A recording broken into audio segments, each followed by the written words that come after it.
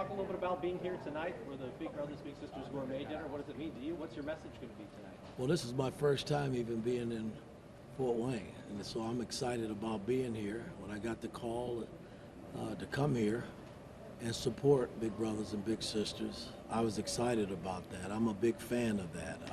I think it's important. I'm a little dumbfounded to it because I thought it was set up like the Boys and Girls Club, and where you would have a facility to go and mingle with young kids, but it's totally different. But the makeup is still the same in terms of dealing with, young kids and mentoring young kids. That's so important.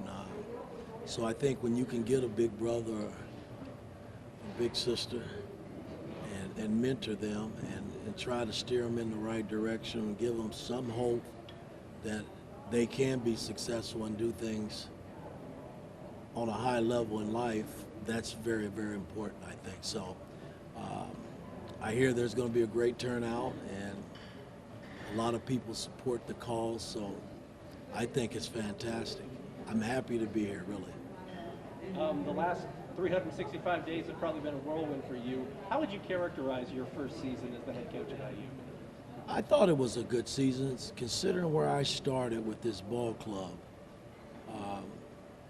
It's a great question because I tell you, when I gave this all-star speech, when I got the job and became the head coach of the Hoosiers, I couldn't get anyone to commit to stay on board. A lot of players were disgruntled for whatever reasons they were, and I had to do some damage control because I was searching after that first meeting with the team when guys didn't raise their hands to stay on board.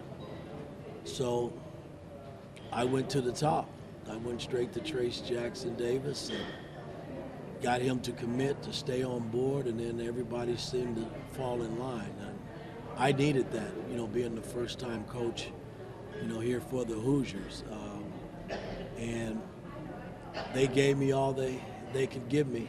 We were able to win 21 games, and I thought it was a successful run in making the tournament. So I was very pleased, and I thanked them and told them how much I loved them, and now we got to get better. That's the name of the game when you coach it. The difference between the pro game and the college game, the flip you had to make, how big was it? I don't think it was a big adjustment. I mean, the recruiting is a big deal because, you got to recruit talent in order to be better as a ball club, and it's the same way on the NBA level. I think the beauty about college and the college game, for me as a coach, it gives you more time to teach and prepare. The NBA game doesn't allow you to do that because you got 3-4 games coming at you a week, and it's just not enough time in the day to teach and prepare. You're really scrambling a lot. But in the college game, that's the beauty about it. I love to teach, and I put a good staff around me to help me with my preparation, which I love doing that as well. Putting a game plan together and hoping that the players can execute it, and if they do, more likely you win ball games. And we had our fair share of ups and downs this year with our ball club, but for the most part, it was enjoyable for me from a coaching standpoint. When you got to the situation now where you have the whole calendar year now, how big a difference is it than when you had to walk in last year with that not a whole calendar year to work with? Well, it's a big difference because I've had an opportunity now to recruit some players that I think that can help our ball club. I think the big question now is Trace Jackson Davis going to come back? And, I know he's going to test the combines this week in Chicago, and then he's got until June 1st to make the decision if he's going to go pro or come back. And I'm hoping like hell he comes back, because he's a big piece to the puzzle.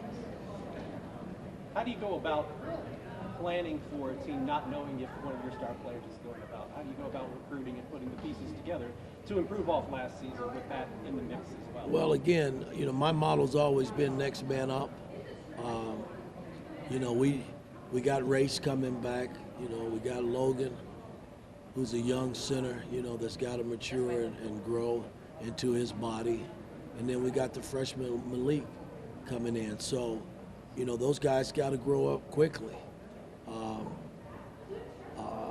But again, it's next man up. You getting an opportunity to play off the bat. If Trace comes back, he's going to occupy a lot of minutes at that position. But hey, we got enough talent around Trace. If he doesn't come back, those guys got to step up and play.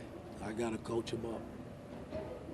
In 1977, I'm not sure if you know, but Coach Knight spoke at this event as well. What does it mean to you to be in the same seat that he was in? Hey, he's the greatest coach that's ever graced the college basketball floor in my mind. And if I can accomplish half the things he accomplished as a coach at Indiana, boy, I'll be a happy man. My clock is ticking though.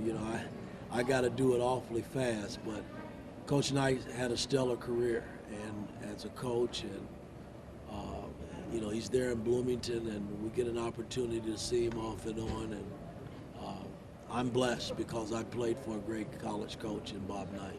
You gonna tap him at all? Is he? I mean, I don't know what his health situation is, but are you gonna tap him at all for advice or anything like that? Well, I try to, but his health is somewhat declining a little bit, and but I know he's there in heart and spirit, and that means more to me than anything. With the name, image, and likeness and the transfer portal as it is, those are new challenges that we've seen in the college game over the last couple of years. How do you go about navigating those, and what challenges do they present? What advantages might they present for someone at a blue blood program like IU?